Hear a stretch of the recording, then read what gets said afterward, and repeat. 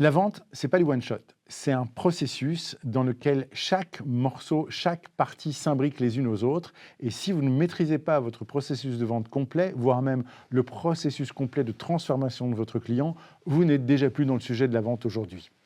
À l'heure où je vous parle, on est à l'heure de l'hyper-information, de l'hyper-qualification, j'en avais déjà parlé, et surtout de la présence du multicanal, à savoir qu'un client n'existe pas au bout d'un seul média, mais simultanément présent et disponible sur un ensemble de médias, un ensemble de réseaux, un ensemble de points d'accès.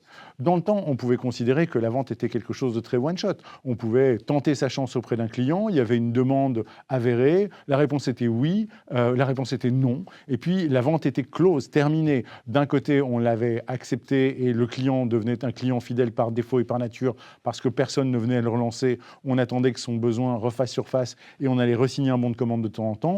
Ou c'était un client perdu qui allait mourir dans le fin fond d'un fichier client ou d'un CRM sans que personne ne cherche jamais à le ranimer. Aujourd'hui, on est conscient que la relation que vous nouez avec une entreprise, même si elle n'a pas réussi à vous faire valoir son mérite de travailler avec vous, va rester permanente. Il faut comprendre qu'un client, à la base, c'est d'abord quelqu'un qui a envie de changer quelque chose dans sa vie. Que ce soit un particulier ou une entreprise, il commence par lui-même s'auto-diagnostiquer certains besoins, certains inconforts, certaines volontés de changer.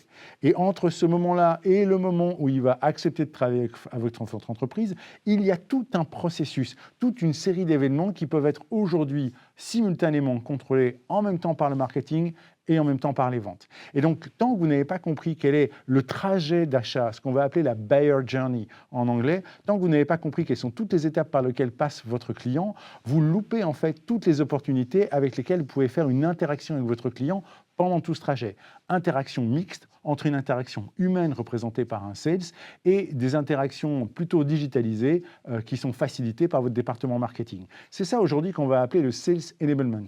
C'est le fait de faire entrer ce client dans une dynamique de processus et qu'à chaque instant de ses propres questionnements, on fasse intervenir tantôt un message, tantôt un contenu, tantôt une interaction directe. Et ça ne s'arrête pas là. Aujourd'hui, il nous reste à conquérir l'espace qui sépare le client closé, le client validé, du client ambassadeur. Encore une fois, la confiance et l'accroissement de cette confiance jusqu'à avoir quelqu'un qui vous recommande spontanément est un processus. Et là, encore une fois, il s'agira de mettre en place, comme un horloger suisse, avec beaucoup de méticulosité, un degré d'intervention sur tout ce trajet entre le commercial, le marketing, le commercial, le marketing, pour arriver à construire tout le trajet, tout le chemin qui va transformer vos clients actifs en ambassadeurs de votre marque pour demain.